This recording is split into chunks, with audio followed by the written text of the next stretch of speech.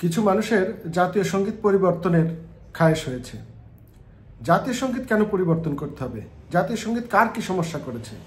জাতীয় সঙ্গীত স্বাধীনতার পর থেকে আজ পর্যন্ত চলমান এবং এটা সর্বজন স্বীকৃত।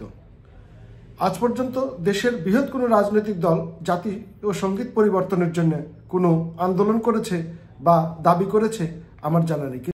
কিন্তু একটি মৌলবাদী সংগঠন তাদের যতবার তারা সুযোগ পায় ততবার বাংলাদেশের মৌলিক কাঠামোতে হাত দেওয়ার চেষ্টা করে। তারা স্বাধীনতার সময় স্বাধীনতার বিরোধিতা করেই ক্ষান্ত হয়নি।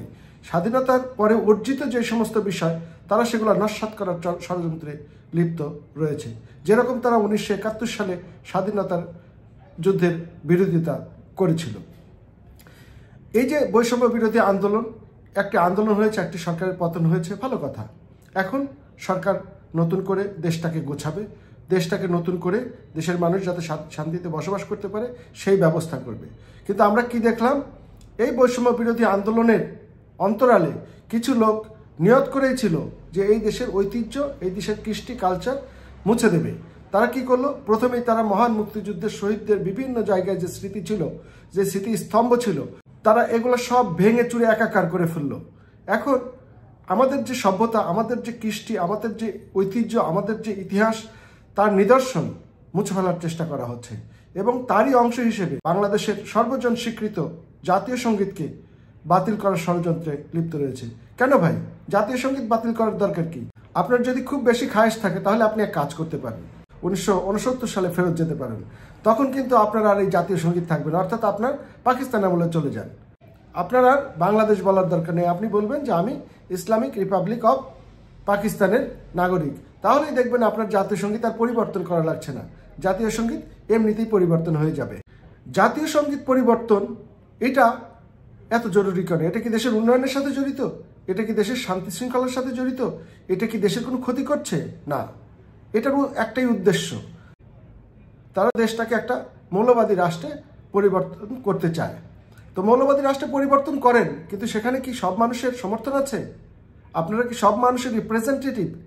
বাংলাদেশের বৃহৎ দুটি রাজনৈতিক দল, তাদের পরে গিয়ে যদি কোনো দলের অবস্থান থাকে সেটা হলো অন্য দল।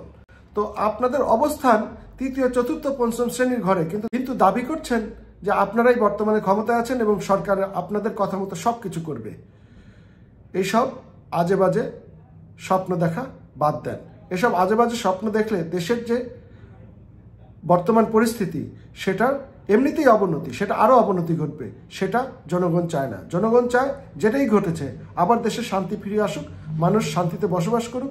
কিন্তু এই একটি নির্দিষ্ট দল তারা কি করতে চাচ্ছে? তারা দেশে একটা বিশৃঙ্খল পরিবেশ সৃষ্টি করতে চাচ্ছে। তাতে কি তাদের লাভ? তাদের লাভ হলো যে তারা ঘোলা পানিতে মাছ শিকার করতে পারবে। তারা ক্ষমতায় যাওয়ার স্বপ্ন তো দেখে না, কারণ ভোট দিলে তারা সংখ্যাগরিষ্ঠতা কোনোদিনই অর্জন করতে পারবে না।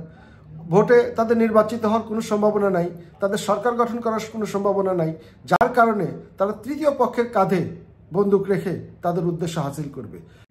এখন যেহেতু একটি অরাজনৈতিক সরকার অধিষ্ঠিত, তাহলে এদের উপর চাপ প্রয়োগ করে অনেক কিছুই আদায় করা সম্ভব। যদি রাজনৈতিক দল সরকারে থাকতো তাহলে কিন্তু সব কিছু সম্ভব হতো না, কারণ রাজনৈতিক দল তাদের জনগণের প্রত্যাশা পূরণের জন্য তাদের চিন্তা ভাবনা করে সিদ্ধান্ত নিতে হয়। সে কারণে দেখবেন এই দলটি যখনই সুযোগ পায় তারা সুযোগের অপেক্ষায় থাকে এবং সেই সুযোগে তাদের উদ্দেশ্য হাসিল করে সচেষ্ট থাকে। সেক্ষেত্রে কিন্তু আমাদের জনগণকে খুবই সচেতন থাকতে হবে, তারা যেন তেন সব কিছু করে নিয়ে যেতে না পারে। আমাদের দেশটা আমাদেরকে তৈরি করতে হবে, আমাদেরকেই গঠন করতে হবে, আমাদেরকেই দায়িত্ব নিতে হবে। আমাদের দেশটা মৌলবাদী রাষ্ট্রে পরিণত হোক সেটা কিন্তু দেশের বেশিরভাগ জনগণ চায় না। ধন্যবাদ।